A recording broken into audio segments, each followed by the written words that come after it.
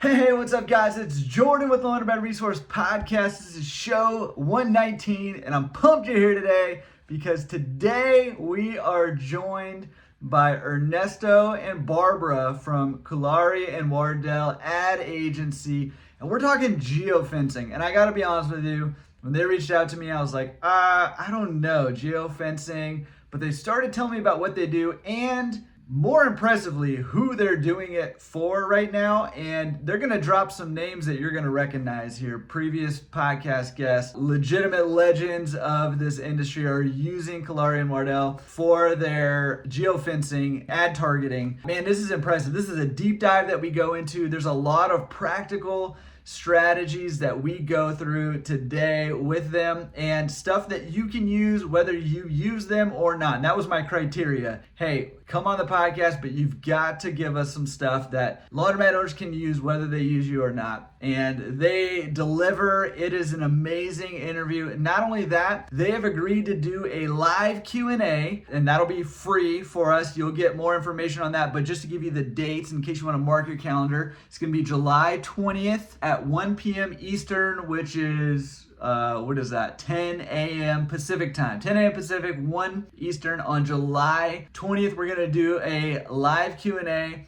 Should be a ton of fun and a lot of just good information. So listen to this episode and get pumped, write down your questions, and then join us with that live Q&A. And then also the other thing that I'm super pumped about is I think if you own a laundromat or you're looking to get one, you're going to probably want to work with them. And they have offered for the pro community, Laundromat Resource Pro community, $300 off their initial services if you are a pro community member. So go check them out at cwadagency.com, and that link will be in the show notes, which is at laundromatresource.com/show119. Or if you're on YouTube, down below, make sure you hit subscribe and the like button and leave a comment and all that stuff. But $300 off if you are in the pro community there. So that's just another, we're well over $3,000 worth of pro perks for being a pro community member. So check out the rest of the pro perks at laundromatresource.com/pro. And if you're thinking about using these guys, it's worth it to go join the pro community. Get all the benefits from being a part of the pro community plus $300 off their services. So without further ado, join us for the Q&A.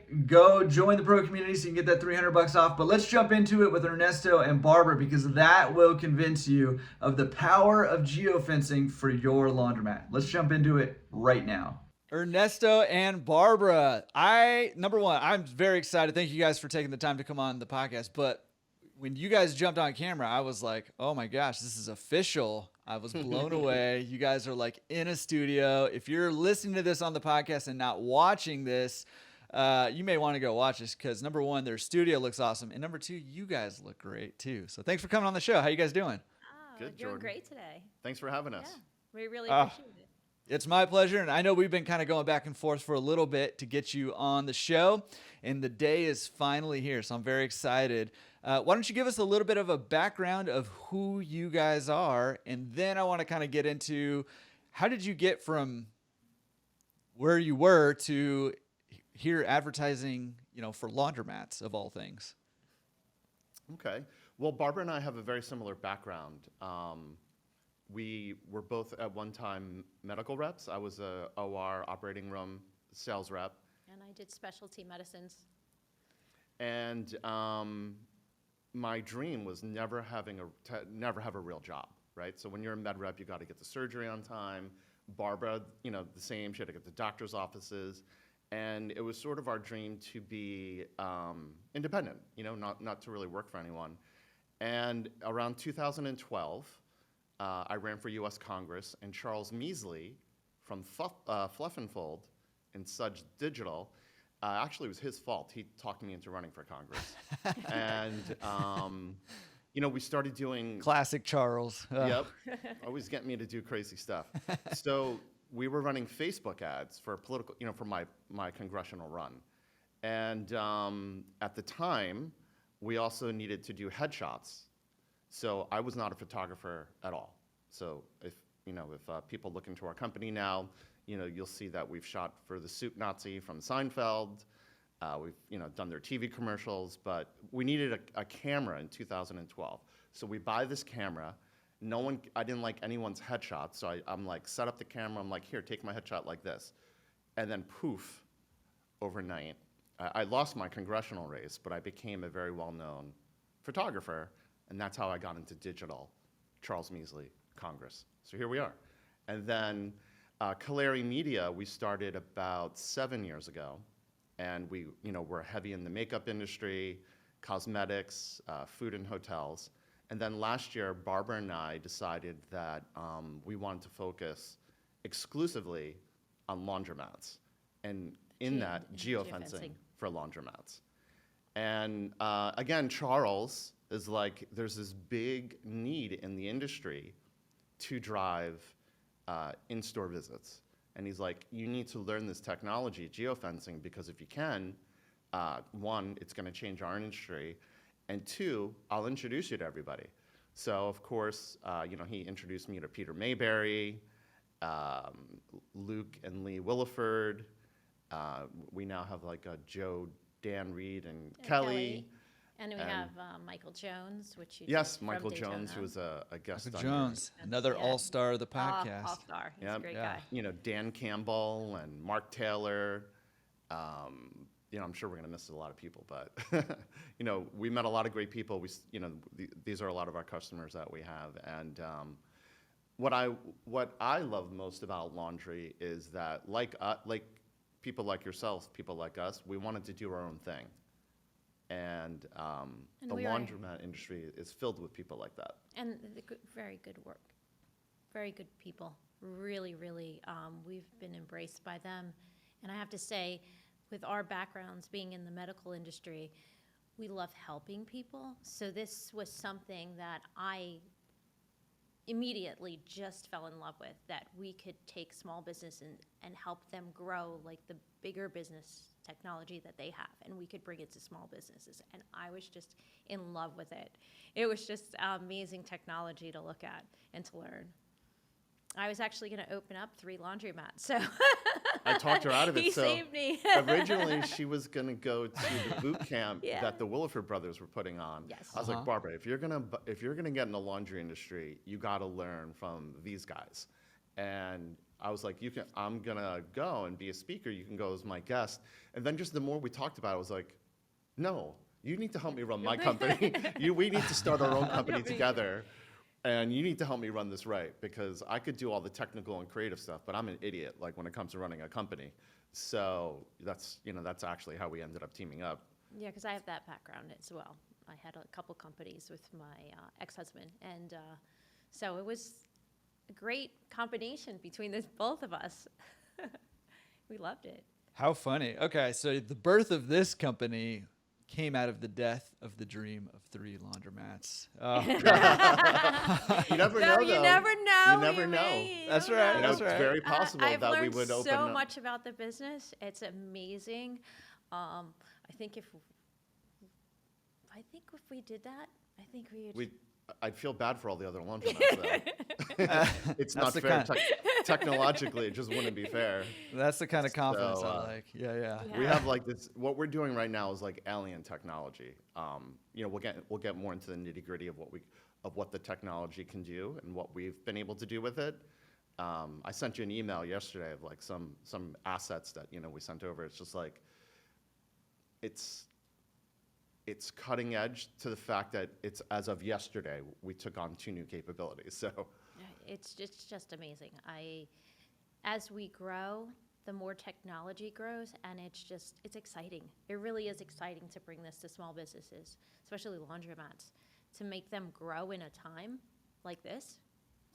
Just warms my heart.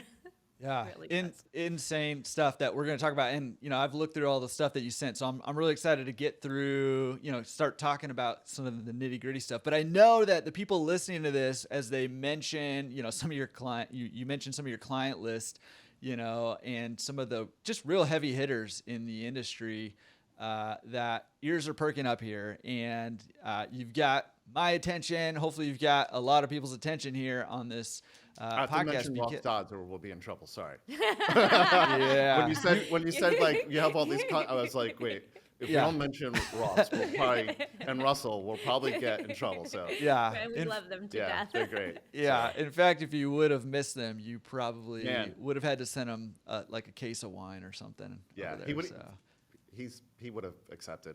Yeah, I know. I would have. It's taking the easy to dinner. smooth things over with Ross if you can send him wine. So that's the one good side. No, yeah, exactly. I mean, listen, that is like the who's who in this industry that you guys are representing there, and so I'm super excited to hear what it is that you guys are actually doing for these customers and how that works, and what some of the results are. And I'm super excited to hear about what some of the new capabilities that are coming out right now. We talk about whenever marketing comes up or social media or anything like that, inevitably somebody says, man, things are changing all the time, or man, things changed pretty dramatically and we had to shift, or we got left behind, whatever. Like, things change all the time. So hearing, new stuff that's come out as of like yesterday even, I can't wait to hear that too. So let's start with, what exactly do you guys do? What are you guys doing? So geofencing, which is our passion, our business, uses the special relationship between smart devices and satellites. And with the satellite, there are 3 GPS satellites that we have access to. We're able to take them and task them to draw a virtual fence around any location. So once we draw a fence around a location, we can measure, we can then send ads out and measure smartphone devices that enter that fence. So in short, geofencing is the ability to draw precise fences around a building and then target those people with ads that enter that building. So say, for example, all your competitors in a given region, and then send ads to their smart devices. And then when they see your ad, their device is captured. It's anonymized, meaning we protect the privacy of the smartphone user. But we could draw certain inferences based on your location. So if you're in a competitor laundromat, it's fair to say that if we offer you a better opportunity, a better service down the street, it's more likely you'll come to one of our stores. And then when you do, the satellite pings us, alerting us that a new visit has taken place. And it's all satellite verified, so those are the reports.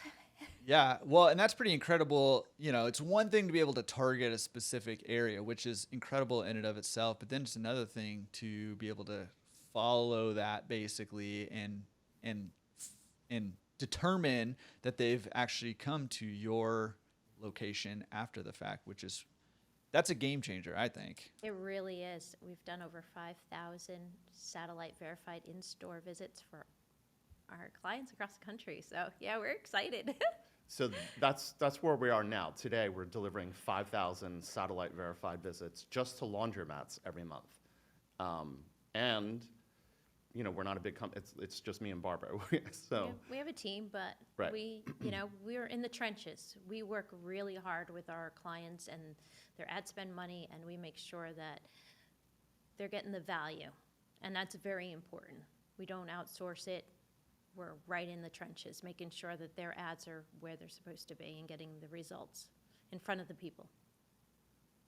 Yeah, which is pretty awesome. Okay, so geofencing, just to kind of sum it up, is basically drawing an invisible fence around a location or multiple locations to target ads for, right? Yeah, Yes. kind of like, a invisible fence for dogs.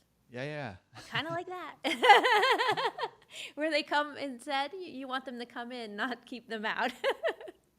But Yeah. that's the premise. If you want something to kind of visualize. Yeah, and that makes perfect sense. So can you talk to me a little bit about, what are some of the strategies that you guys are using with geofencing that you're finding good results from? Because I mean, you throw out 5,000, satellite visits a month, right? Well, I start translating that to, money in the bank for my laundromat, and that becomes very attractive. And it compounds every month. Yeah. Barbara So and I what? joke, we joke all the time that if someone were to buy me an Escalade, because Barbara has a nice car and I drive a Honda, I was like, if someone were to buy me an Escalade every month, that would more or less be a good investment on their part. We're making them a lot of money. So our method is a little different, Jordan. We do foot traffic studies first. So it's important, even if you're not using geofencing as a technique and a tactic and an advertising method. Say you want to do every door direct or something like that, or even Facebook ads. Understanding where your business comes from and understanding where your competitors get their business. So important. It is. So we use satellites first to run a foot traffic study. And we do it for all of our clients, and we look at their competition. And we also look at their core business and where their core business is coming from. That way we know where to spend their ad dollars. So if we look at an overlay, satellite overlay, where all these mobile devices are coming from that are entering your store, if we see a pocket, say there's like a highway that should be delivering you people, and they're not, then we know like, hey, we have a weakness here. Here's a major highway that leads right to your business, and you're not getting any customers from this area. And you should be. So that's where we come in. And a mobile device foot traffic study will tell you that. So right off the bat, our methodology is a little different. We go in and we get an overview of where business is a half hour before they get to your store and a half hour after. And we can know with great accuracy over the last 2 years where everyone came from. Every single mobile device that entered your store, we have an overview of where that came from. And then we take that holistic approach of looking where people went to before and after your store, and then we target those select buildings so that we're not wasting ad dollars on just trying to bombard something that's not gonna give you a return on your investment. And that's one of the benefits to being with us in our company, working with us, because we do take care with that ad spend and that money. We really do. We get nervous with people's money. It's a big burden. It's a blessing, but you don't want to mess around with people's money. It's hard-earned money. So we tried to do a lot of homework before we, launch a campaign. And that's where we got our formula for the success that we've had so far. We came out with a formula. Well, I'm not going to tell everything. There is an algorithm to what we do. Too. The best way that we can explain it without giving away the secret sauce is a foot traffic study. And that is unique to every single business. And it's those data points that we take to bake the cake for you, to bake the cake for the Willifords. It's baking is very precise. It's not like cooking. It's very precise. So we tried to be as precise as possible, and we tried to be good stewards with your money. And that is one, our major commitment, Barbara and I, to each other, is to be good stewards of the trust that clients give us, because just like everybody else, we're a small business, and every dollar that we have coming in the door for ourselves, we manage, and certainly with your money, we take it even more seriously. Yeah. Just out of curiosity, where are people before? I mean, have you found anything interesting? Like, Yeah, are they at sure, grocery stores, absolutely. or like where are people before? They Come to my are laundromat. at a grocery store, Uh-huh. right? They are Convenience store, convenience stores. They're at dollar stores, ATMs. ATMs. That's one of our, Yeah, that's that's one of interesting. our secrets right there. Think about it. A lot of laundromats are still coin cash. operated. Yeah. So people are going to get some cash, and then they're going to a laundromat. So we target ATM machines. Yeah. Can you target like how small of a space can you target actually? We could target a phone booth if they still existed. Our technology is accurate up to a few inches. Yep. So it's one of the competitive advantages we have is the technology. We're heavily invested Barbara was going to spend that money on laundromats. I was like, no, Barbara, you need to spend it with me so we can get these technologies that are just not, they're being used for larger companies, like the Chipotles of the world. He just twisted my arm. Yeah. As if I could. So, yeah, we heavily invested in technologies so that we can accurately target where we need to target, and so that we can get the intelligence on locations that is necessary to effectively geo-target something. But to give you an idea, I did a foot traffic study on my apartment, and I've lived in the same apartment for 20 years. And it's kind of funny. Did you ever see those news stories about if you put a tracker on your cat? And what And they like, say? because cats, where do they go when you let them out the door? Right, Well, oddly, it turns out that they stay generally within 3-mile radius. And wouldn't you know, laundromats, that's where your business is as well. It's generally within that 3-mile radius. But no, so I did in my apartment. I was like, oh, this is pretty interesting. It's like, I was there. So He didn't even know where he was. yeah. Well, that's funny. I mean, because we are, and I've said this about laundromats a lot, is it's a very like habitual, rhythmic sort of business, and it's just something that's like a part of life and a rhythmic part of life. But a lot of times we're on autopilot when we do that stuff, right? Like we're gonna go to the dollar store or the ATM and then the laundromat, and we do that every week, and you know what I mean. And so I mean that really does play into this pretty well, I think, actually. Sure. I listen, I have a confession to make. So I am seeing like the crazy business potential of geofencing, right? Like I see how this could be like incredibly powerful, and I want to keep talking about it because there's more, but my confession is I'm a little more childish than that. And I'm thinking, if we can target like a phone booth, that means we can target like my brother's bathroom, and I can run targeted ads to my brother while he's in the bathroom. He's in the job. You could. So what would you like to send him? Well, we're gonna have to talk offline about that, but it's gonna be a lot of fun. That's all I know. It's not really gonna make me any money, but Barbara and I are both single, and we joked like we could put this dating app together if we wanted. We could. I probably shouldn't be saying this, but we could. So, for example, patent pending.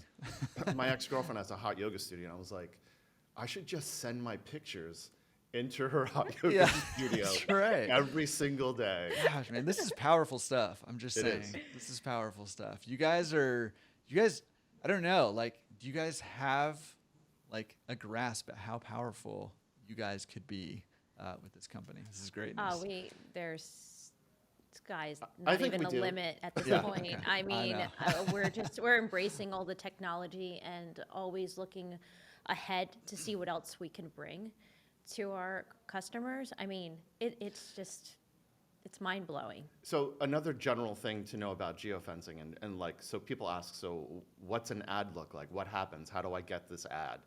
So for years, most people would receive an ad, a display ad, right?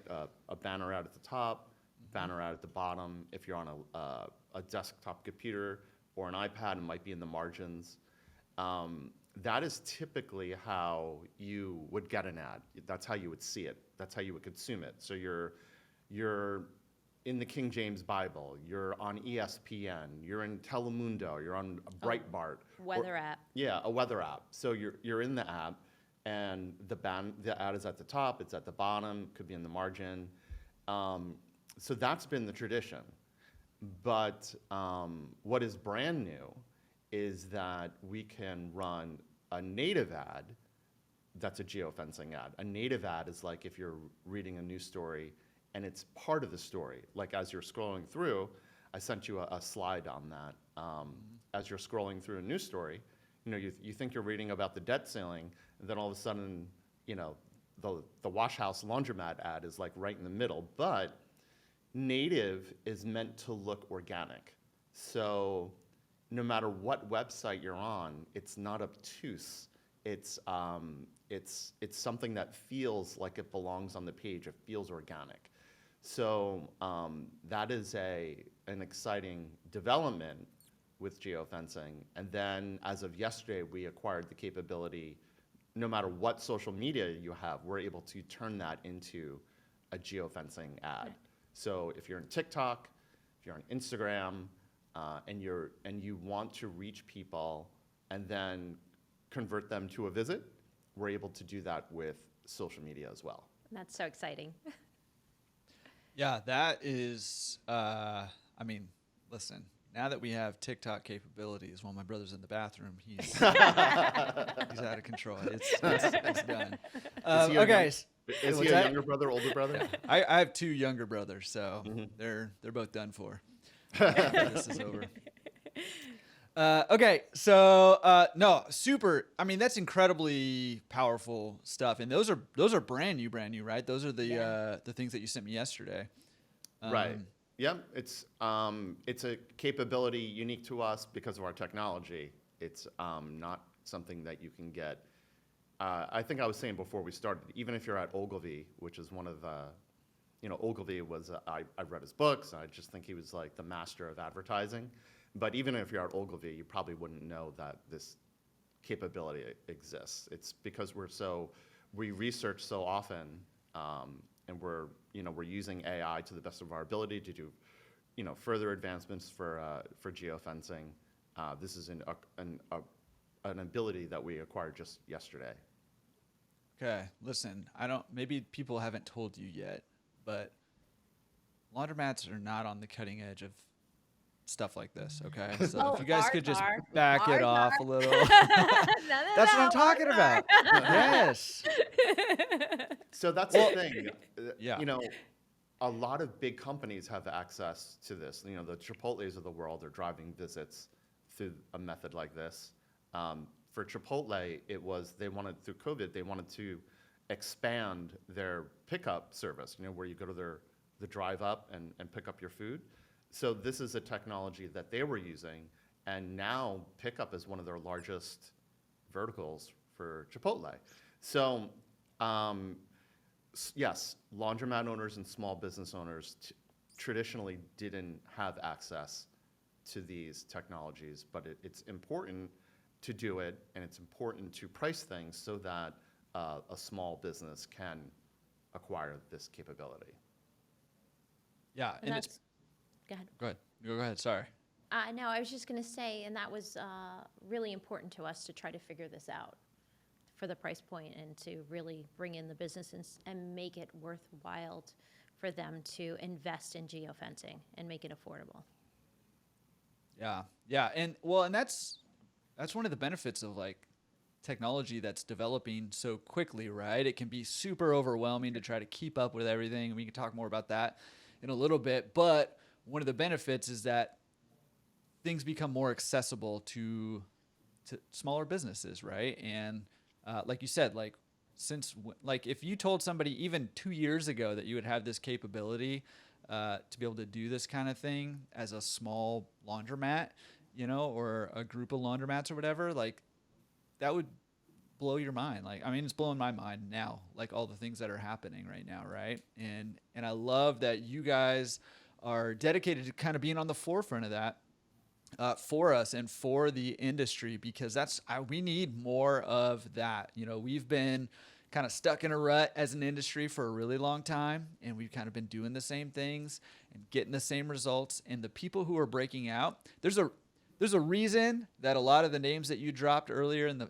episode here are the ones that are killing it, right? It's because they're doing the things that are on the forefront. They're evolving, they're growing, they're building, they're utilizing technology, all of these things, right? And this is a huge part of doing all those things.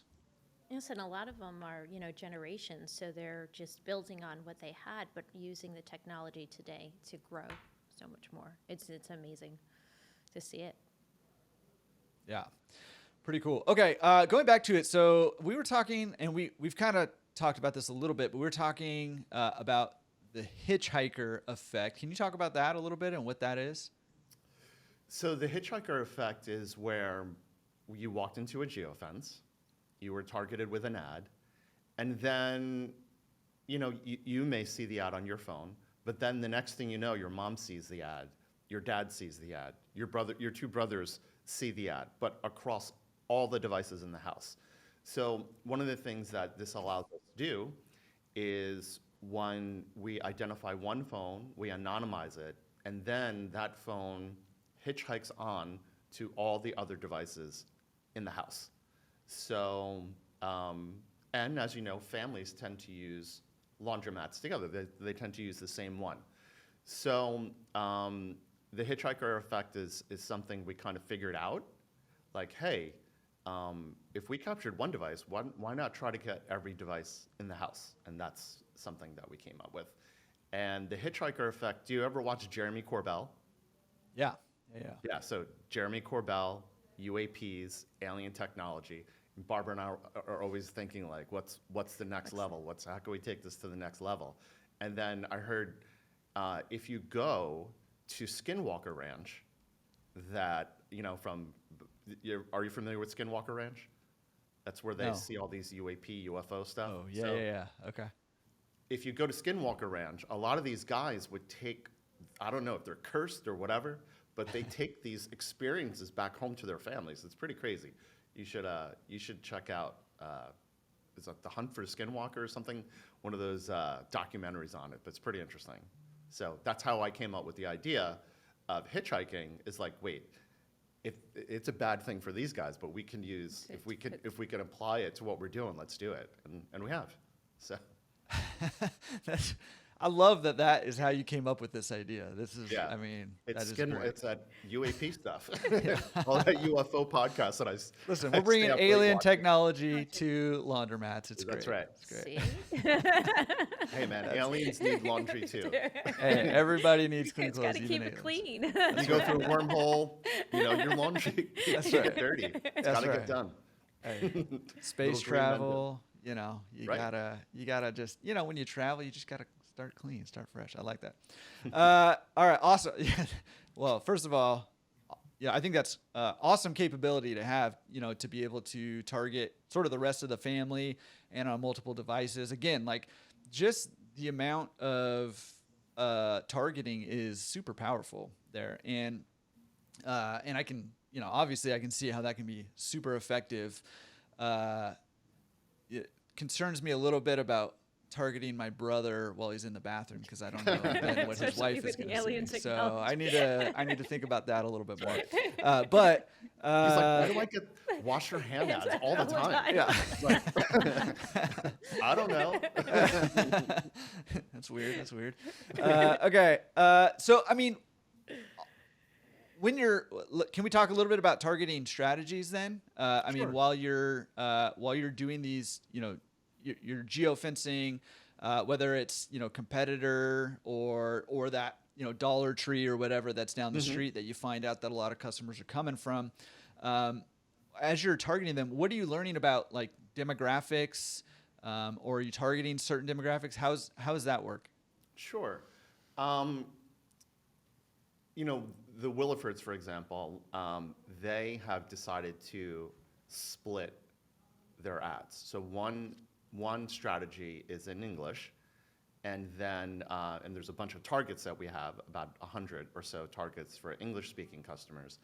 But then we have a whole list of targets that we have for Spanish-speaking customers, and the demographic targets are different. It could be, Latinx grocery stores.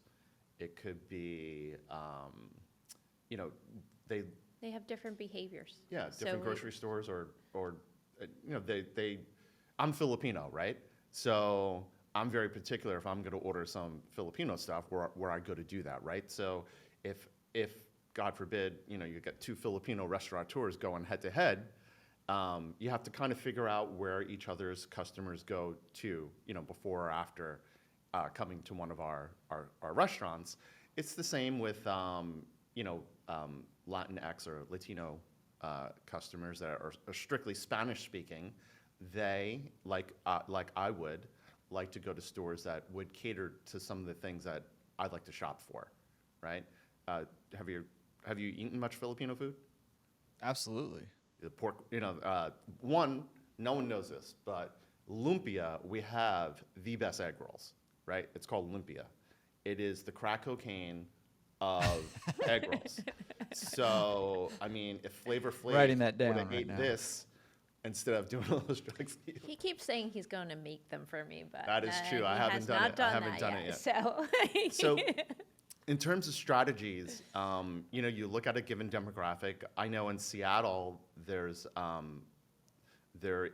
a Pacific Islander population, and sometimes, you know, we've considered running ads specifically in those languages to better serve those people. So we try to do the same in when the client wishes to. We try to offer that capability as well. Yeah, well, and it's natural, right? Like we all are just attracted to the things that are similar to us, right? And especially, I mean, if you're speaking my language, like literally or sort of culturally, I mean, it's just gonna speak to me more, right? And it doesn't matter what the culture is; it's going to speak to you more that way. So targeting, you know, with ads that speak people's languages makes all the sense in the world. And like you were saying, like I think it's a super powerful tool to not only understand who you're speaking to and to know who you're speaking to and those demographics, but also to be able to specifically target them in a way that speaks to them, that's going to attract them to your business and make them want to do business with you, and to also communicate that you care about their language and their culture, even if it's different than your own as an owner, which is Right. pretty cool. You're making me think, you know, one of the other strategies Barbara and I like to do is hiring campaigns. oh, the recruitment campaign. So Oh, the yeah. recruitment campaigns for laundromats I was just and other thinking that. businesses. One of the things that we talk about in the ad creatives and on the landing page that we lead them to is the culture. So, you know, if you're going to work for the wash house, or you're going to you know, you're going to work at Best Wash with Brandon and Becky, you know, they're going to educate their employees. They're going to treat them Like like family. family. They're going to, and they're only looking for the best, right? They're only looking for the best people. And we speak to that on the landing pages. And what we decided to do, Barbara and I, is, you know, we're trying to recruit employees, but we're like, let's see what happens in terms of visitation. We have not run a single campaign for hiring where we didn't get 100 customers in a month to come do their laundry. We're talking about the culture. We're not atmosphere, selling them that. safe and just Yeah. family oriented, and they really gravitate towards that. They said, "Wow, this company, this laundromat is treating their employees so well. I want to go there and support that laundromat. So, and I want to see what's going on." So, we've done an amazing job with that. It was very cool to see that happen. And I'm sorry for Brandon and Becky. They actually didn't get a single employee from the campaign. But they got a lot of But customers. they got a lot of customers. Becky was like, we didn't get anyone, but we were like, but we sent you 100 customers. But other campaigns Yeah, have don't done cry, we very sent you well. I 100 mean, customers. Luke and Lee had so many. Yeah, on the other hand, yes, Luke and Lee did get, we had to stop those I campaigns think it's because because they had too many they did get plenty of applications. Oh my So- gosh. Listen, Luke, Lee, if you're listening to this, you know, you're taking the wrong step here. Don't stop the campaigns. Open more laundromats to fill I all think that's what the they're doing. needs of the employees, okay? Like, let's pick up the pace a little. You guys are slowing it down. Got to get moving there, a little slow. I think Yeah. maybe an algorithm had with the Willifords, like, all right, if they open up a laundromat, what other business should we put next to their laundromat so we can, you know, make some money? You know what I mean? So maybe That's right. we need to open up an ice cream shop or a gelato place right next to every wash house, you know, or grocery store, you know, something. Yeah. We need Yeah. it on the action. That's what we're trying Listen. to say. All right, we Yeah. got to figure that one out. All right. Yeah, listen, if you're going to piggyback on somebody's business, the Willifords. You are- might as well be 100%. successful That's one, not right? a bad one there. Yeah. Talk about hitchhiker effect. That's right. the Very Hitchhiker. See? nice. This is like a physical hitchhiker. I like it. All right. So, okay. Well, first of all, I think that's super creative. A creative, you know, the hiring campaign, basically. I mean, I love that. And I love that it kind of works on both sides. Well, except for with Brandon and Becky. But, you Right. know, in terms of getting customers and hopefully getting employees for your laundromats. But can we shift gears just a tiny bit? Okay, we talked about geofencing, what it is, some of the strategies that you guys use, and all that. But okay, so let's say I walk into your geofence here, and I'm a marked man now, and now I'm going to piggyback that to all of my family and all that. Can we talk about? Okay, so now what? Like, what are you showing them? What are the in the business the ad creatives that you're actually showing them? Can we talk about that a little bit? Sure. Biggest washers, hottest dryers, in and out, and Laundromat now, their machines get you in and out in 35 minutes if you really want to, sort of dash and do your laundry as quickly as possible. But we speak to the benefits of the biggest washers, hottest dryers, getting you in and out as quickly as possible. In some cities, we run ads that talk about the safest or the cleanest. For a lot of the Spanish creatives, because we know that people tend to do laundry together as a family, go to the same place, we talk about a family atmosphere that might be in the ad. And then it's very important, no matter what kind of advertising you're doing, it's important that your ad creative that someone sees on their phone or on their computer matches the promise that they get when they're coming to your website or when they come to the landing page. So what we do to make the whole experience without friction is the ads, the creative message will both match for your ad and for your landing page. But on the landing page, Barbara and I we embed a Google map. So we're literally showing them how to get to your store. And it doesn't matter if you have 30 stores, we built a custom, Google map on each landing page so people can see how close they are to one of your stores. And if they want to go right then and there, they'll just pop it and get directions. Yep. Yeah, that's pretty cool. And I can't even remember who I talked with this about on one of the previous million podcast episodes, but we talked about removing friction, right? When you can remove any kind of friction, don't make the customer do any work, make it as easy as possible. So they click on your ad, there's a landing page right there, the map is there, they can just click get directions or see how close they are right there, and then they can just head right over there. They'll know exactly where you're at. So removing that friction is huge there.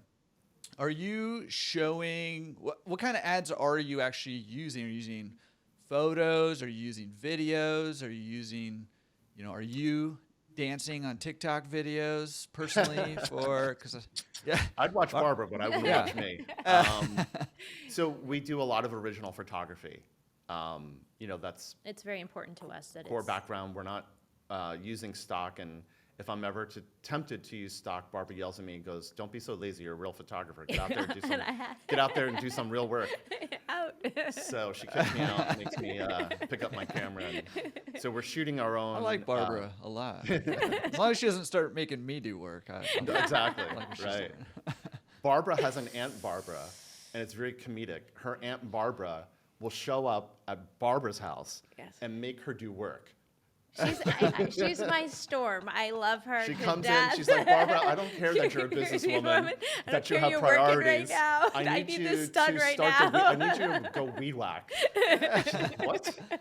I need you to go weed whack. So, or move something, or maybe fix something on a cell phone. I Or, don't know. Yeah. It's the But- same. I just hired an admin, and it was the same thing. We had our first meeting, a new admin, right? We had our first meeting, and I came in with a huge to-do list, and I was like, wait, what happened How did here? that happen? How did that happen? I hired you. What do I got to do work for? That's what I do every time she comes. I'm like, what? How did I this got happen? to do. So we pick up a camera. We hire Okay. models. Okay. We It's weird. I haven't kidnap gotten Charles. any phone calls for the model. I don't know. It's I weird. won't tell you what the bodies are. But so we actually commandeer Fluff and Fold from Charles Measley, and we shoot a lot of our photo shoots and laundromats, his laundromats. So yeah. It works. So in the creative, they see this is something that everybody should write down for any kind of ad you do. Faces sell, no matter what. Faces sell products, right? Food. So, for example, we do a lot of food photography for the Indigo Hotel. It's a worldwide hotel. You know, we do some food photography for them. When we shoot, it's like, you know, food is lusty. You look at it, you're immediately motivated to figure out how you can stay at the Indigo Hotel, right? Well, for other products, faces are what sell. That's what makes something approachable. You know, doing an ad with clean towels is not enticing. But seeing a friendly face in an ad holding a clean towel or a comforter is enticing, because you're like, oh, that person, you know, they're using this laundromat. They have a friendly face. Maybe that person works there. I like friendly faces, so I want to go there. So I would say no matter what kind of ads you're doing, whether you're using geofencing or not, it's not as important as, are your ads engaging? Are you including faces of real people, not stock photography? You know, the iPhone 14 Pro Max that we have now, like, you know, on You can do anything with it. Put in portrait mode, and you know, you're going to get a gorgeous image. So so yeah, we're putting faces in a lot of our ads. It's very personal, which is awesome. Yes. And yes, we can do video. We can turn a video into a geofencing ad. So a 15-second, 30-second, 60-second ad can, if someone views it, we can track their device, we can anonymize it, and then we can record a visit when they come in after seeing that ad. Pretty incredible stuff. Pretty incredible stuff.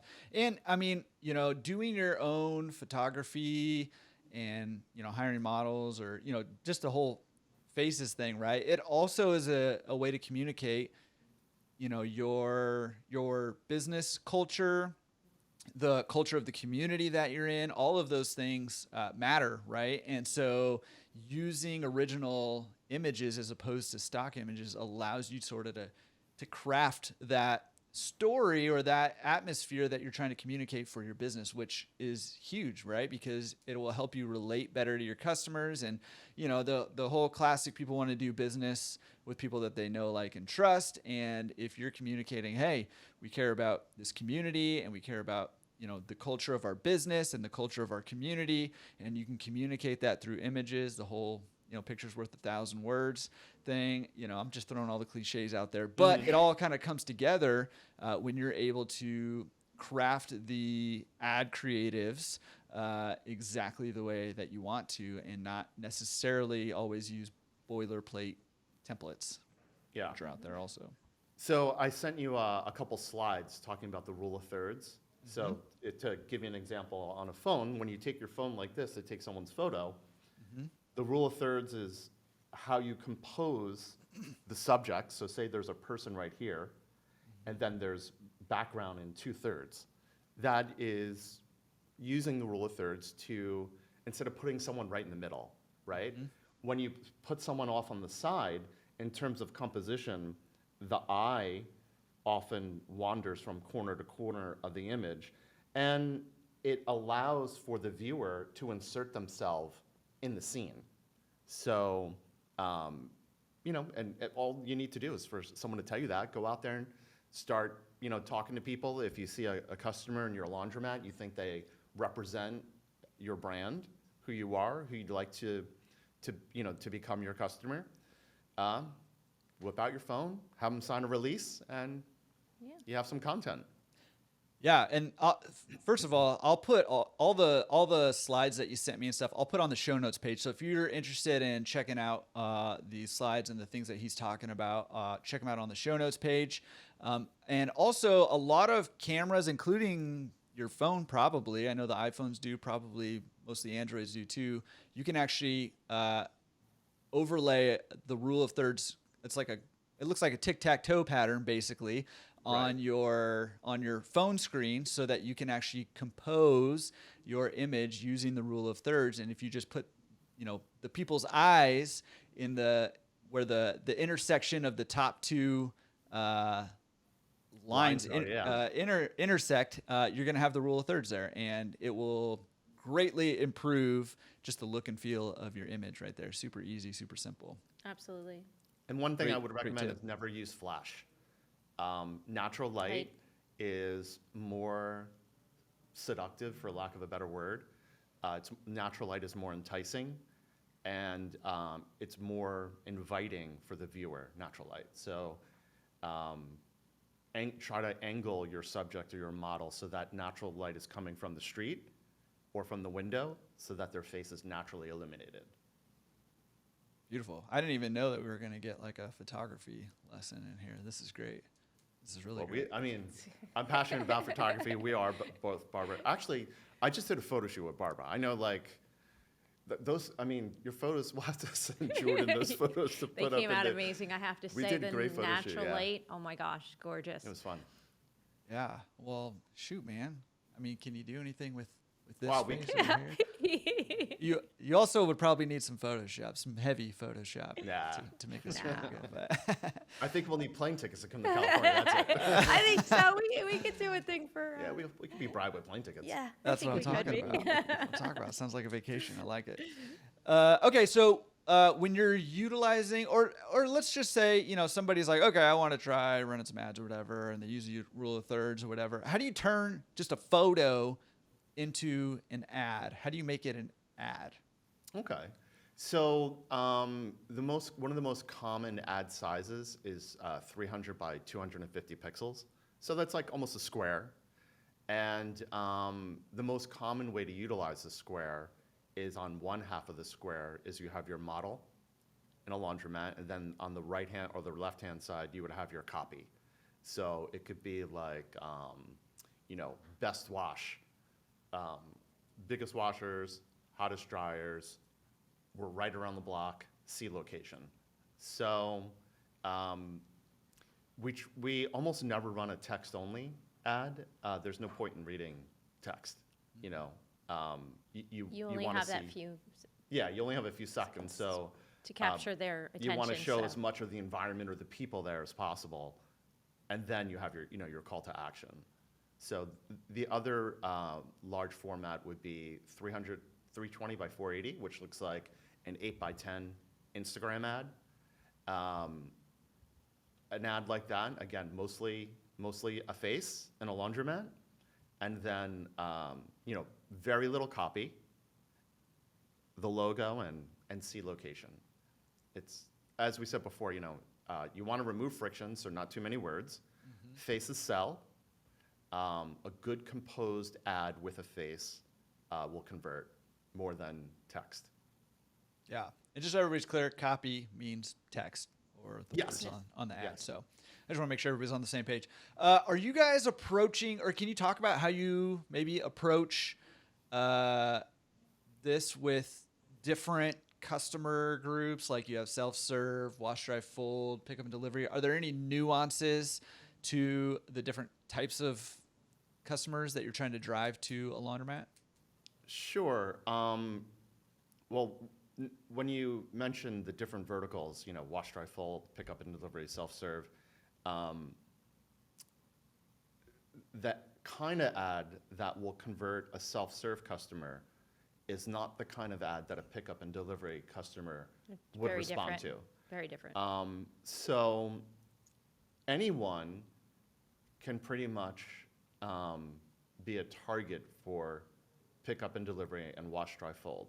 So it's important what ad inventory you use. So for example, we were talking about the capability now that we can geofence any social media post, right? We can use any kind of social media post to reach someone. A social media geofencing ad for pickup and delivery will be more effective than a display ad because, unfortunately, display ads really target people who are heavy phone users, and whereas a social media post, it's a different personality, different mindset, and you need to take up more real estate to get their attention. They're not going to respond to, a margin, a display ad on a margin. So we do put different strategies together, depending on what the desired, who the desired audience is. And as you know, more and more operators are getting into wash, dry, fold, and pickup and delivery. And I personally believe that geofencing can be so effective for pickup and delivery, because if Barbara is, going to use Fluff and Fold to pick up her laundry, we can then start targeting all of Barbara's neighbors. So if we want to keep your Aunt Barbara busy, Well, that's a good idea. Let's do that. we probably send Aunt Barbara a wash, dry, fold to get her out of the house, to get her out of the house, to get her out of the neighborhood. Whereas for you, we would target you with pickup and delivery and all your neighbors. So we would target Barbara with a pickup and delivery ad, and then along the route for economic purposes, again, reducing friction, making us as business owners, making our job easier. It's better to grab her neighbors too, right? Instead of having your route that takes you all over the place. Geofencing for pickup and delivery can be so effective because we can target the neighbors of your existing customers. And make that route fuller. Yeah, which is huge, right? Because I think a lot of the struggle of pickup and delivery is if you end up spread out all over the place, then you've got the cost, obviously, of having somebody a lot higher.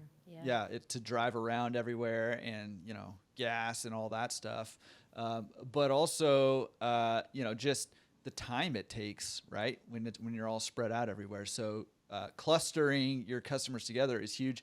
And I'm also like, as you were talking, I was like, holy cow! It's like I was thinking as we were talking earlier, we were talking about like the dollar store and all that stuff. Like the foot traffic study could be huge with pickup and delivery, because if like, hey, these customers are all going to Whole Foods, beforehand, well, bam, like pickup and delivery customers sitting in line, looking are, at their cell phone. Holy cow, man. Like, right. So I think the power of that foot traffic study, and maybe I'm wrong, but I'm just thinking, my marketing mind is just thinking, the power of that foot traffic study actually is probably much larger with something like pickup and delivery than even self-serve, which is pretty incredible, I think. Yeah, you want to know where people are going and their habits. That information you could draw a lot of inferences from. You can draw a lot of conclusions from, and you can tell a consumer's affinity for a certain service based on where they go. Yeah. And this is where we both shine, because we were in the medical industry and we love data. So the more data we get, the more creative we get with it. Yeah. I think you guys are really just like missing the boat on this industry, because we don't deal with data in this industry. I'm just kidding. I love that, right? Like being on the cutting edge of stuff, utilizing data to make decisions and to target your marketing, all that. Like, I just think our industry is starving for that, and probably most of us don't even know it, right? Like, we don't even know what we're missing out on. And just like the power of, this kind of capability for a business like Laundromats is, I don't know, I think it's just game changing in my view. Yeah. The Laundromat customer tends to be a renter, right? And at least nationwide, the majority of people who would use a self-serve laundry, they're renters. So we spend a lot of time looking at, where renters live. Foot traffic studies are helpful in that, identifying, hey, we get 8 customers or 20 customers a month from this one apartment complex. We need to send more ads into that complex. So that is one of the benefits of having the foot traffic studies, is that we can see where people are coming from. We can see where people are not coming from, which is also just as important. If Barbara and I owned a laundromat on Main Street and no one from Main Street, none of those apartments, no one's coming from there, then we know we have a problem. And we need to take that foot traffic study and really, look at where we're lacking and apply some TLC there, and we need to see where we're strong and spend more assets there as well to make the most out of that information. And renters, they're there from 1 to 3 years. So you always have to target those areas. Yes. Because they're always moving. A lot of turnover. Yeah, it's a lot of turnover. Yeah. It'd be interesting. I don't know about the legalities of this or anything, but if you had customers that were in, like, say, a big complex, it's got like 100 units or something like that, right? And you got a customer in there. It'd be really interesting to like offer one of those customers like, hey, you know, we'll give you $100 of laundry on our laundry cart or whatever to be a model for us for an ad, and make an ad with somebody in this complex that basically just says, hey, you know, I'm your neighbor and I do my laundry over here, you know, whatever, Yeah. like, cause there's a lot of trust that's built. You got to make Sure. sure it's the right neighbor, you know, Yeah. like that annoying I'm not the one person that's that the nobody bothered likes. neighbor of Right. everybody. Like, Maybe why there's did too we much risk with that. I'm not going there. Yeah, that could backfire on you. Okay, so maybe that's not a great idea. But I was just thinking that'd be really interesting because you could get really personal, right? With being able to geo-target like that, which would be kind of interesting. Well, Charles Measley, you know, from Fluff and Fold, he has asked us to customize some ads for specific apartment buildings. So that's something that he had thought of quite a while ago. You know, I know Charles, and he's never been on the podcast. So I think, Charles, you need to be on the podcast. So I'm going to reach out to you after we get off of this. Yeah, Charles is good. Not only, you know, did he build with his family, you know, 2 self-serve laundromats, but he does quite a lot of pickup and delivery with his business, and he owns with 2 of our buddies, Suds Digital. So he has his own agency, and unlike most people that run an agency, he actually went to school for marketing.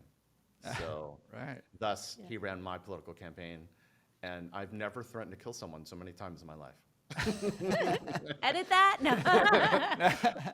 Well, When you run for if congressman- Charles, Yeah. if Charles ends up not coming on the podcast, it's probably because he's dead. I don't know. We don't know where he is. Yeah, who knows? I mean, missing. Right. So Uh, yeah. oh, go ahead. Yeah, so Charles actually has a really good, strong background in marketing, and you know, they do websites and social, and you know, we're friends. We consider them, well, he's like family, so Yeah, awesome. we think Charles is great. Awesome. Charles, you're a marked man, not for death, but for coming on the podcast. And maybe a little bit for death. Right. I have a note in one of our emails that just says we need to talk about the weather. So why do we need to talk about weather in this conversation? I mean, I hear it's nicer weather there than here right now. Oh, today, finally. We're on the Jersey Shore, Barbara and I. And, It's a beautiful day. The sun yeah. is just shining today. We really had a nice Memorial Day weekend. And we don't have too many of them lately down the shore in the last couple of years. So this was really a blessing. and we're not envious at all that you're in sunny California. Yeah, no, not It's today not sunny anyway. today. It's not sunny today. What is going on here? I'm like, when's summer gonna get here? But is that what we need to talk about, weather-wise? In some parts of the country, they have dynamic changes in weather. And what's wonderful about that is, so for example, we've had great success running rainy day ads. Our ad creative is a window pane with water going down the window pane. And it says, don't waste the day, come do laundry at Fluff and Fold or whatever client we're running that for. But it's a fun creative. You know, it shows, you know, a wet glass window pane.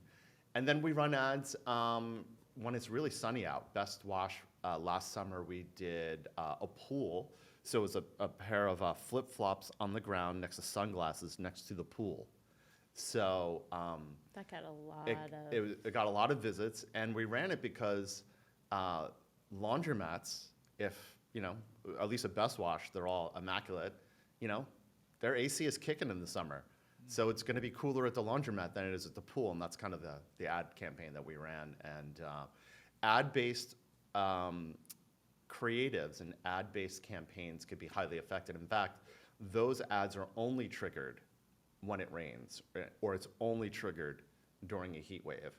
So it's being nimble with your ads and being precise, you know, precise messages to particular audiences that you want to reach is effective. And then weather-based, you know, people are very affected by the weather, especially when it rains. So why not give them something positive to do? Come by get all your laundry done. Don't waste the day.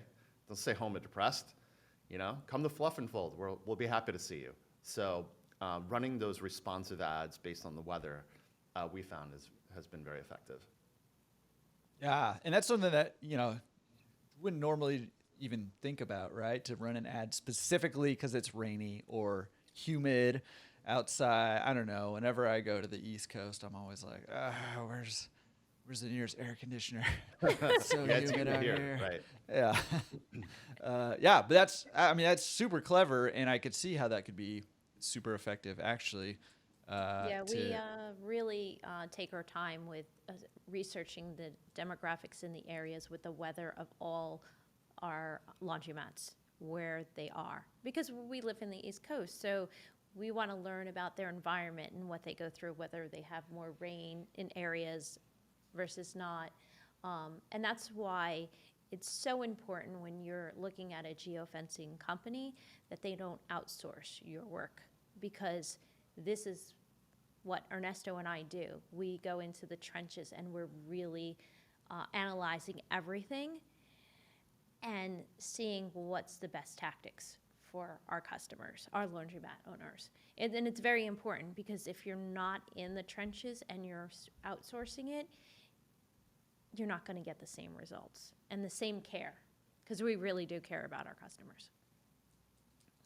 Yeah, and that comes through. Okay, so you guys are very digital, obviously. Mm-hmm.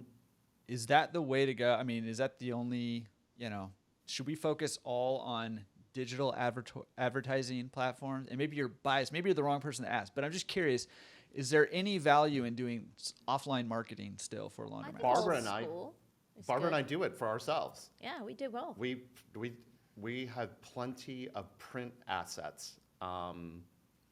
There's a laundromat chain that we want to go after, and we want to bypass their corporate, and we're going right to them with print.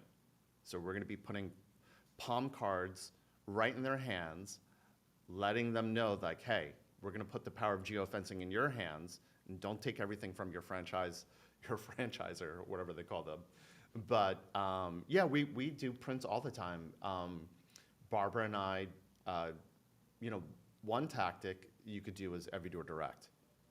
And we've done that. Yeah. A little bit. Yep. So What is that? Tell us what that is. Every door direct. So every door direct you could do through your post office, and you can print up assets and have them delivered to every home in a zip code. Or in particular, if you only want to do a particular neighborhood, you'd have to go to that post office. But yes, they could send a piece of mail, whether it's a palm card or a postcard, for your laundromat, and it's delivered right in their mailbox. So you could put a QR code on there if you want to measure, digitally measure the conversion. But yeah, mail and print assets are very, very useful. And just because it's a laundromat doesn't mean that you can't put even if you're doing it yourself, that you can't put your best foot forward, take great photos, send it off to Canva. Canva will help you, put that asset together because they have templates, have it printed up, and then mail it. Just because we're in laundry doesn't mean that we can't have nice things, And I think the combination. I'm going to write that down, by the way. Just because we're in laundry doesn't mean we can't have nice things. That's right, of course. It's you're not trying to be glamorous. You're just trying to put your best. You're trying to represent yourself as best you can with really good media assets to the public, and a piece of mail with some photos on there of happy faces and that are. And it's tangible too, because you're holding it in your hand, and it's not every day that you're doing that anymore. I mean, Right. Even with mail, it's like everything's to your email address, which is a blessing, but the communication is nice. I still like old school. I like video chatting or just having a conversation between us. We meet a couple times a week, discussing what our next steps were going to be, how we're going to market, or what we're going to do for our clients. It's important. You're I also love. making, Oh, go ahead. Sorry. Go ahead. you're making me think. when I look at mail that I get, right, and I see like the cable company sends an ad or Verizon sends an ad, I throw it out. But when something like, a place down the street sends something nice, whether it's a restaurant or, say in this case, we're talking about laundromats, when you get a piece of mail of something local, it's a lot different than getting a piece of mail from, a Actually. big conglomerate or from, it's more, it's the more personal you make it, the more life that piece of mail or a digital ad is going to be top of mind. So that's why we always continually say faces sell. A face will stay top of mind. A piece of mail, nicely done from your local laundromat, is not going to hit the garbage as fast as a Verizon ad. Yeah, absolutely. And if you're targeting my wife, if you throw a little coupon or discount or something on there, you got much better likelihood. That won't work on me because I don't No. care about that. But my wife loves a good deal. She's a smart shopper. She is a smart shopper. I'm a horrible shopper. Yeah. All right, I got another question for you because, listen, I've been saying something for a while, and I've gotten a lot of pushback, and I want your take on this. Mm-hmm. I think one of the biggest, I guess two, but they're related, the biggest underutilized marketing strategies that will work is email and text marketing. But I've gotten a lot of pushback from that. Can you tell me if I'm off my hinges or... You are 100% spot on, and I'll tell you why. You should never be giving away your Wi-Fi for free, right? Oh, you're going to tell them about that? Yes, never Come give away your on. Wi-Fi for free. What you need This to is something we do came up with. is you need to offer an opt-in. So if you're going to use our Wi-Fi, you're going to opt in, you're going to give me your name, your email, and then you can remarket them. Same thing with text. At your point of sale, you could be taking, they could be opting in to text messages, and they have a 90-some-odd% open rate. The key is managing those contacts, managing that That's data. your data, very important data. And it's one of the few ways that you can actually control. So if you do, say you've been running Facebook-centric, Facebook-specific campaigns, you don't own that relationship. Meta owns that relationship. So if you're in your laundromat offering Wi-Fi, you're having the customer opt in to use it. That's a one-to-one relationship that's invaluable. Same with text. The key is how you're going to manage that data after you have it, and then not abusing it. Finding a tempo for sending out those emails and finding the tempo to send out those texts should be in a way that is not obtrusive. So coming up with that rhythm, we get from Waleed once a week. That's a great rhythm. Waleed Cope sends out his newsletter once a week. Really It's nice newsletter. Usually on Sundays, and it's a good tempo. For text messaging, I would use it for if, God forbid, something happened at the laundromat, like there was a fire or something like that, and you're going to be closed for a holiday. It's useful for that. And if you're running, the Willifords do double your money campaigns. If you're going to do something like that, so But that, you should be sparingly with it. That's Right. good, yeah. Yeah. Well, thank you for one, just for confirming that. The I force mean, I is with do. you. Yeah, thank you. I do think that those are super underutilized, and especially email. I think more people are on board with the text messaging thing, although I think that's a little bit trickier to do because, like you said, Yes. there's a 90% open rate, and people, I think, have a pretty low tolerance for, the text messages that they get if it starts to feel like spam. So that's a little trickier in my view to do it, but I think it can be super effective, super powerful. But even email, which I know a lot of people feel like is an old school method, a dinosaur method, it's still effective. It still works, and it still translates to real we've dollars done today. Email campaigns, so yeah, they're effective. For for wash, dry, fold, and for pickup and delivery, email campaigns can be effective. For self-serve, just Not so much. I think it's a different mindset that each consumer has. Wash, dry, fold, and pick up and delivery require a little bit more trust. If I'm staying, I don't know, in Florida for a week, and I see an ad to go do my laundry, yeah, I would convert. I would go use a laundromat that would look clean, as we expect in the industry, a well-run ship. On the other hand, so I would respond to an ad, right? I would convert and go to a place. But for wash, dry, fold, it's a little more personal, and for pickup and delivery, you're coming to my house. So for that, if I received an email, you're able to build a little bit deeper trust, longer form in an email, than you can in a conventional ad. So I think email is a stronger way to convert than say another kind of tactic. Yeah. And, if you think about it, you're paying, this advertising, you're paying to get in front of customers and potential customers to get them to try you out and to get them to keep coming back. And when you own access to them without, a mediator, Right. then it's just very powerful. Now, it can take a long time to build up your email list or your text messaging list. And, there's a lot of different things that you can do to build that up. But once you have earned the right to have that information from your customers, can be super powerful. And like you said, it's at that point, it's converting a warm lead, not a cold lead, like an ad might be a cold lead. Although geofencing really helps whittle down the cold leads and hone in on, I'd say, warm and even hot leads a lot of the time. So, Right, because location is indicative of future behavior.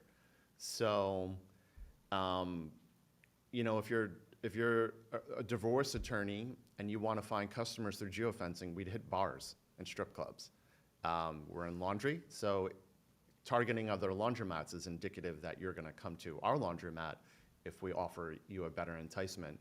You could also use geofencing to build an email list by offering some sort of incentive when they get to your landing page.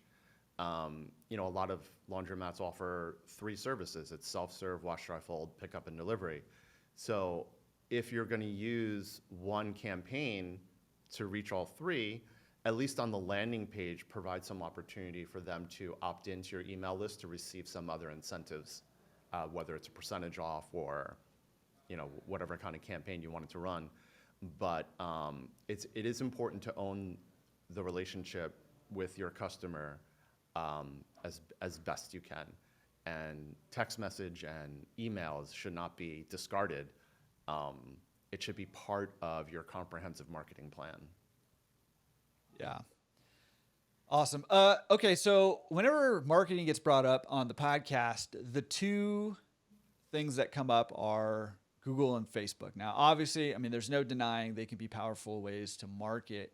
Are those our only options? We've talked about some like offline stuff and text messaging and emails, but should we be focusing mostly on Google and Facebook? Do we have other options? What's your take on that? In a perfect environment, yeah, you don't want to skip stuff like Google or Facebook. Barbara and I, we have a Google business profile. We utilize our personal Facebooks and Instagrams because we have, large followings. I have 40,000 on 40 some odd thousand on Instagram and 5,000 on Facebook and another 5,000 I think on LinkedIn. So, we utilize those other universes. But I would say, in terms of cost effectiveness, the Google universe is more, it's certainly a head-to-head comparison of if you're going to do geofencing campaigns or Google, I would say you should probably do both. But if you're going to have to choose one or the other, you're going to get more bang for buck through geofencing, specifically because the universe is not as expensive as the Google universe. You're going, those ads that we're running, we publish on over, it's probably almost 200,000 websites and apps, the publishing universe that Barbara and I have. It's out of the Google universe, so therefore it's less competitive. And geofencing is far more personalized than Google. While Google and Facebook will allow you to run ads in a certain geography, it doesn't actually allow you to get surgically precise and send ads into a building. So you're able to create your own niche universe with geofencing, whereas while yes, you should run Google and yes, you should run Facebook, I think it's best bang for buck inside the geofencing universe. Awesome. Okay, I have one more main question that I can think of off the top of my head, and then I want to make sure I'm going to throw it to you after that and make sure we hit everything that you wanted to hit. But my question is, and I'm not going to ask you pricing, and the main reason is not because I don't want you to share your pricing or some kind of secret, but because this podcast episode will live for a long time, and like we said, everything changes, all the time. So I will ask you after this question where you can send people to go find out more about you guys and how to get started with you guys if that's something that people are interested in. But I want to ask a pricing related question, which is, at what point should laundromat owners be considering this? Let's say I own one small laundromat. Does it make sense for me to run geofencing ads, or do I need to own a big laundromat, or do I need to own multiple laundromats? Can you help kind of give some guidance on when is it a good time to start looking into this as a laundromat owner? One of my favorite customers, she sold her laundromat. Her name is Stacy Runfalo. Did you ever meet Stacy? Oh, yeah. Yeah. So she had one, or she had a few, but one of them was the smallest laundromat on earth. And it was right next to a 7-Eleven. And it didn't have air conditioning. It didn't have air conditioner. She had, it's like a cool garage door open, right? And it was an open air laundromat, and it was tiny. She geofenced for that location, and wasn't this giant, 5,000 square foot operation. It maybe was 800 square feet. It was tiny. We do a lot of openings. So for example, we just did Star Laundromats in Staten Island. We sent him 90 customers a month for for 3 3 months months. straight. So To start, that's great. he put a new That's sign exciting. and a new logo. He painted. He opened the doors, and boom, it was gangbusters.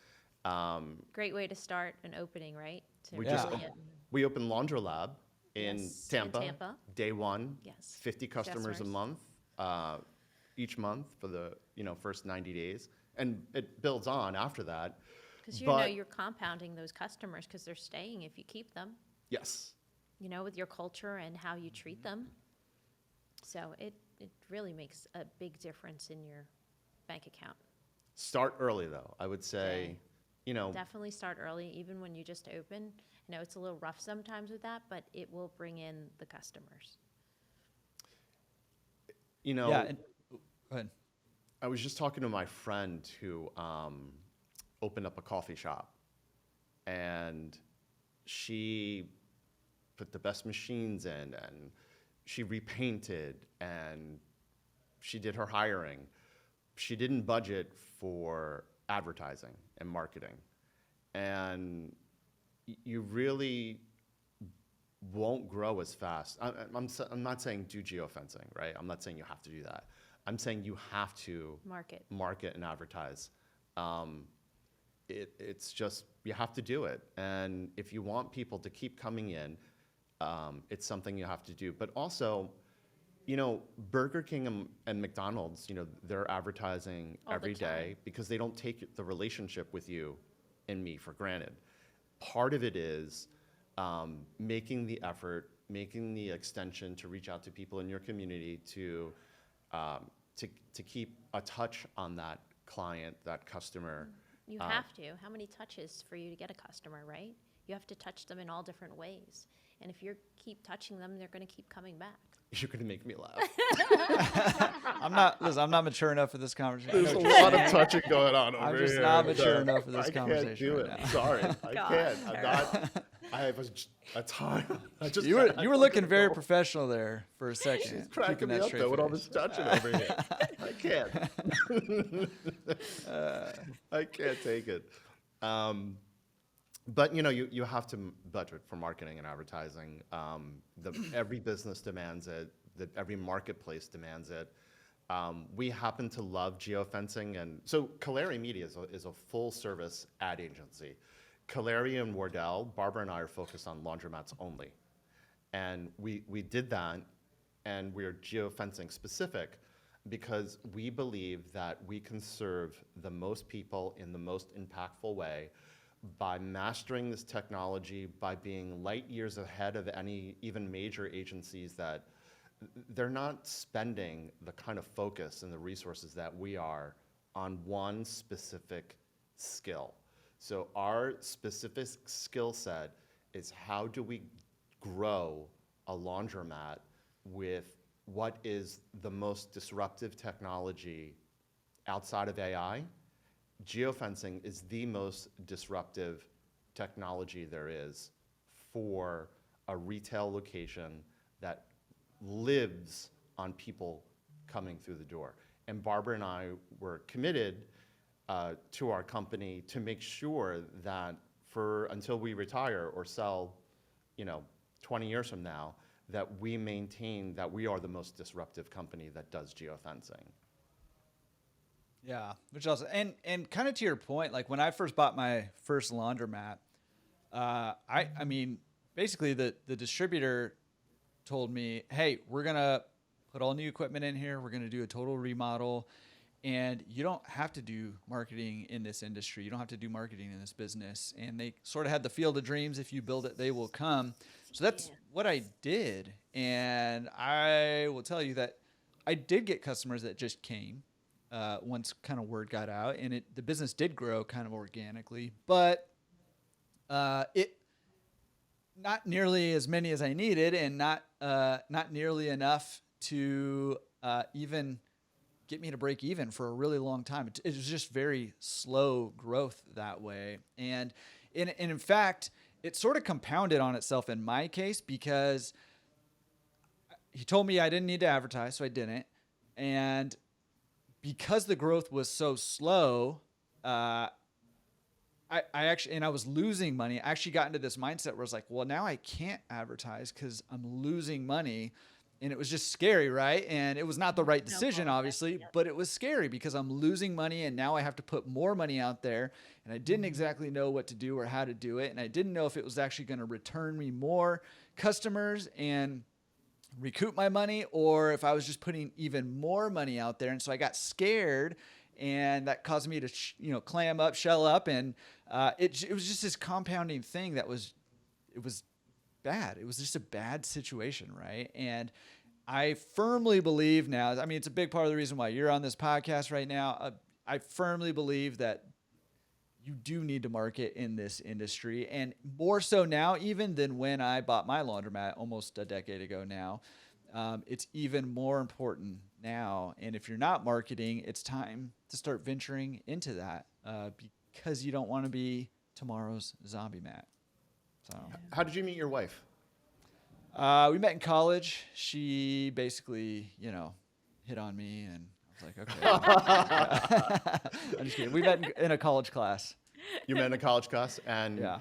Is it fair to say that you spoke up and said something to her first? Yeah, absolutely. Yeah. I mean, she noticed me first, I'm pretty sure, because, look it. Handsome guy, right? Come on. I'm just kidding. So in every relationship that we have, I met Barbara at a party. She was hanging out with these people. I was like, stop talking to these losers. Talk to me. Yeah, that's right. Let me say something. He had a whole face full of makeup. Wait, you're making it sound like one of those parties. It was a Halloween party. It was a Halloween party. Just making it sound like Sure. I wear lipstick every day. What if I do? But I don't, for the record. And I had to go up to her. I had to introduce myself. I said, hey, give me your phone. That's what I did.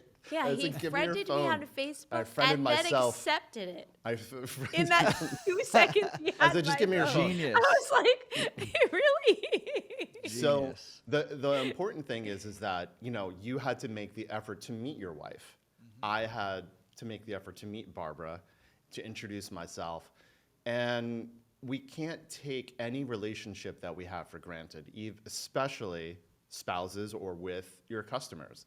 So we have to always be asking for business. We have to always be asking to maintain that relationship with them and that trust. One of the things that we always do, our satellite provider said, "Why do you have your own businesses as targets?" I go, "Are you kidding me?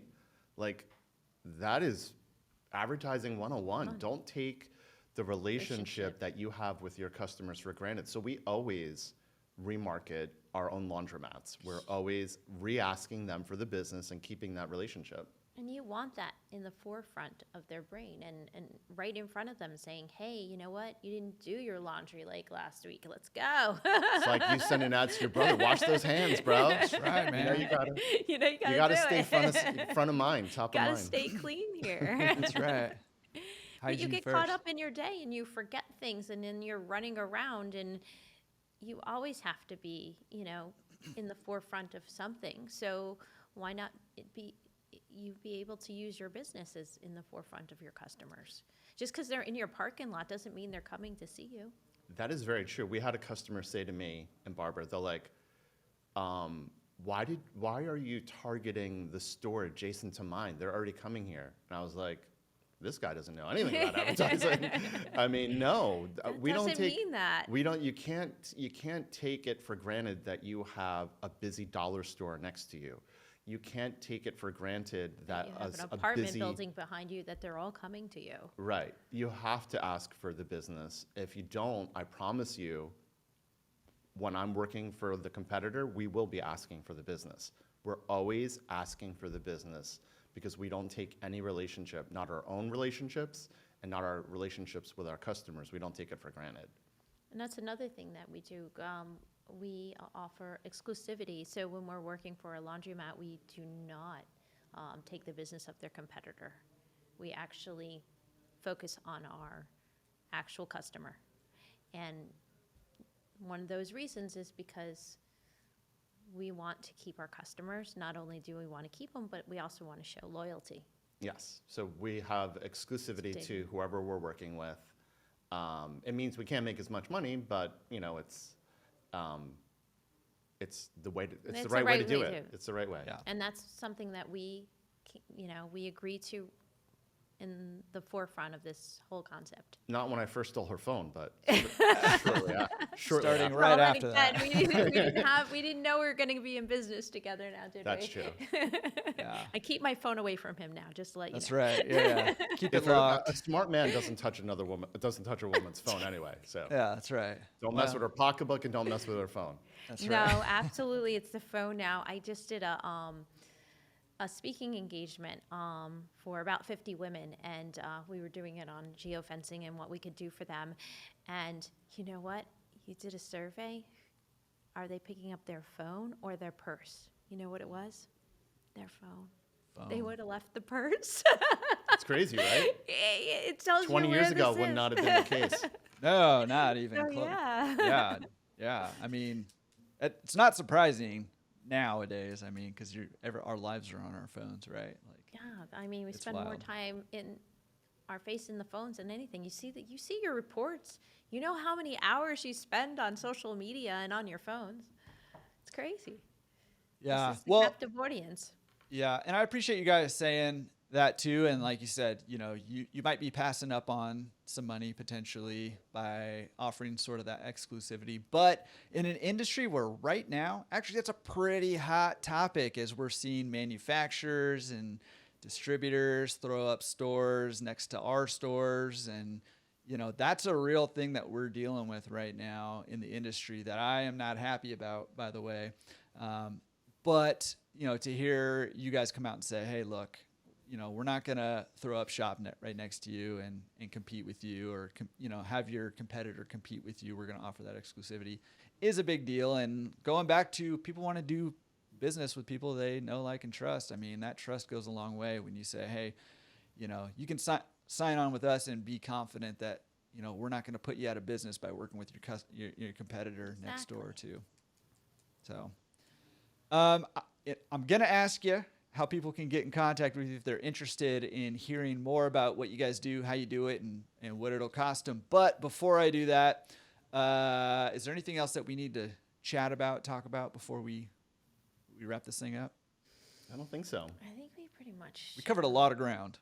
A lot of ground. I think we did. And I appreciate you guys taking the time, coming on, putting together an incredible podcasting studio, putting mine to shame. I'm going to have to up my game now. It's a lot. See?